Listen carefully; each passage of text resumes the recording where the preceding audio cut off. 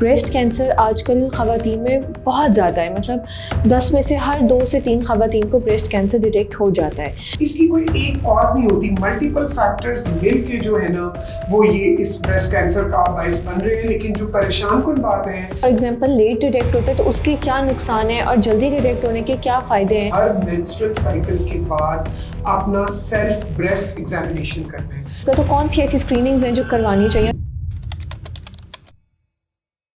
अस्सलाम वालेकुम।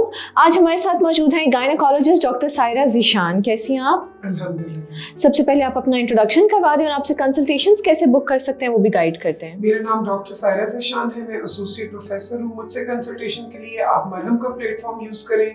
ऑनलाइन और इन क्लिनिक दोनों फैसिलिटीज़ अवेलेबल हैं।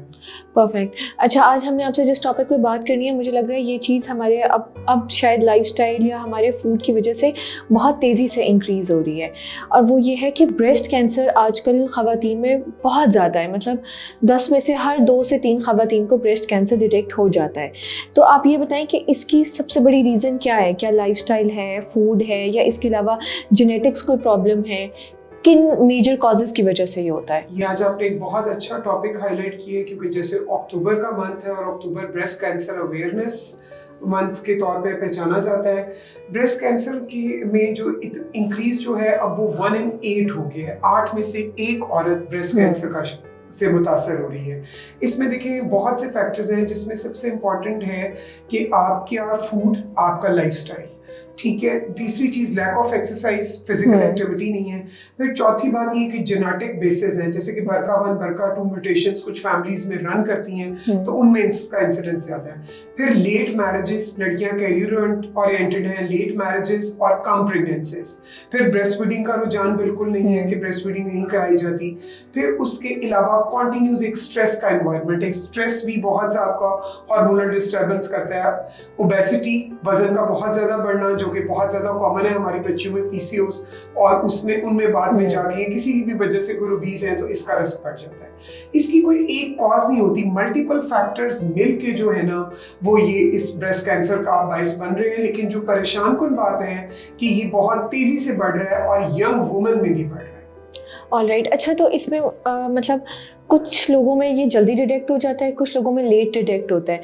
तो अगर आपकी ये फॉर एग्जांपल लेट डिटेक्ट होता है तो उसके क्या नुकसान है और जल्दी डिटेक्ट होने के क्या फ़ायदे हैं जो आपको उस टाइम पे ट्रीटमेंट के दौरान मिल सकते हैं? देखिए, इसमें सबसे ज़्यादा इम्पॉर्टेंट ये है कि आपने हर मेंस्ट्रुअल साइकिल के बाद अपना सेल्फ ब्रेस्ट एग्जामिनेशन करना है। जैसे कि आजकल सोशल मीडिया की फैसिलिटी अवेलेबल है, तो सोशल मीडिया के ऊपर हमने पेशेंट्स की अवेयरनेस के लिए सेल्फ एग्जामिनेशन ऑफ ब्रेस्ट की बहुत सी वीडियोस भी डाली हुई है, जिससे उन्हें पता चल जाए कि उन्होंने ब्रेस्ट के चारों क्वाड्रेंट्स को, दोनों ब्रेस्ट को हर एक मेंस्ट्रुअल साइकिल के बाद एग्जामिन करना है।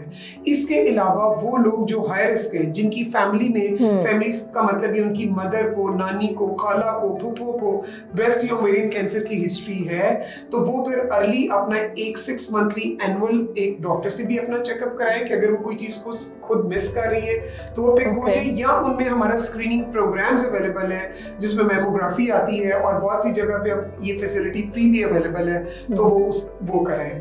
लेट डिटेक्शन की जो आपने बात की, उसकी सबसे बड़ी वजह ये है कि ब्रेस्ट टिश्यू एक डेंसर टिश्यू है, तो जब तक आप उसको प्रॉपर पैल्पेट नहीं करेंगे, वो नीचे डेप्थ में होता है, आपको उस तरह फील नहीं होता।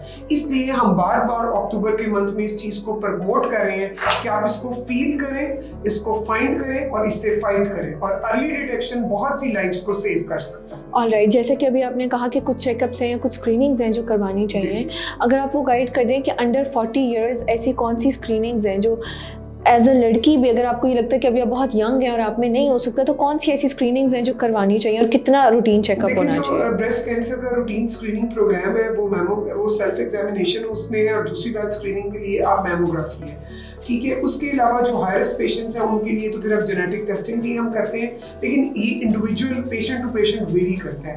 अगर आपकी फैमिली में रिस्क फैक्टर है, मौजूद है, तो आप अपना 30 के बाद अपना स्क्रीनिंग प्रोसेस स्टार्ट कीजिए। आप मैमोग्राफी कराइए, उसकी इंटरप्रिटेशन के मुताबिक 3 ईयरली या 5 ईयरली, जिस तरह भी आपको रीस्केड्यूल किया जाता है उसके मुताबिक कीजिए।